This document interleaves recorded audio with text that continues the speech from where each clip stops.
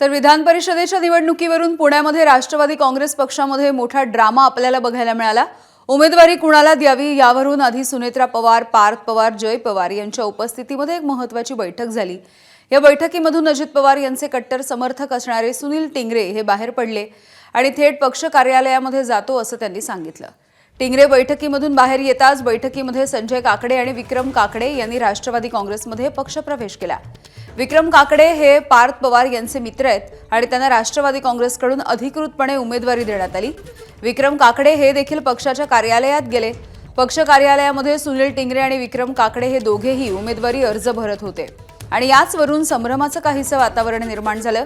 काकडेंना उमेदवारी दिल्यानंतर टिंगरे समर्थकांनी थेट एबीपी माझाच्या प्रतिनिधींच्या हातामध्येच आपला राजीनामा सुपूर्द केला आहे।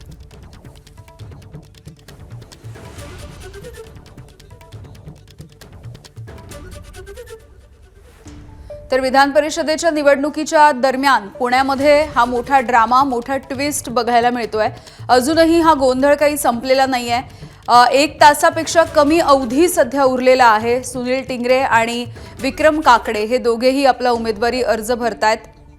विक्रम काकडे आणि सुनील टिंगरे हे दोघेही उमेदवारी अर्ज भरण्यावरून सध्या हाय व्होल्टेज ड्रामा सध्या राष्ट्रवादीमध्ये बघायला मिळतोय। काहीसं नाराजी नाट्य देखील बघायला मिळालं।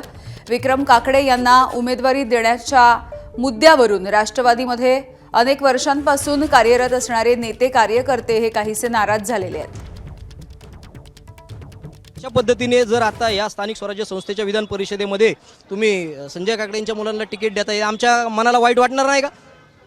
आमचं मन दुखावलं ना आज, आमच्या मनाला वाईट वाटणार ना आज। मी सामान्य घरातला कार्यकर्ता आहे। आज आमच्या घरावर तुळशीपत्र ठेवून आम्ही राजकारण करतो, पण आम्ही काय माझ्या स्वतःसाठी मागितलं नाही। आमचं म्हणणं एवढंच होतं की राजीनामा स्वीकारलाय का त्यांनी? दिलाय ना, आता तुमच्या समोरच दिला, तुम्ही होतात ना तिथं त्यावेळेस। मी राजीनामा दिलाय त्यांना। आता ती परिस्थिती चालू आहे।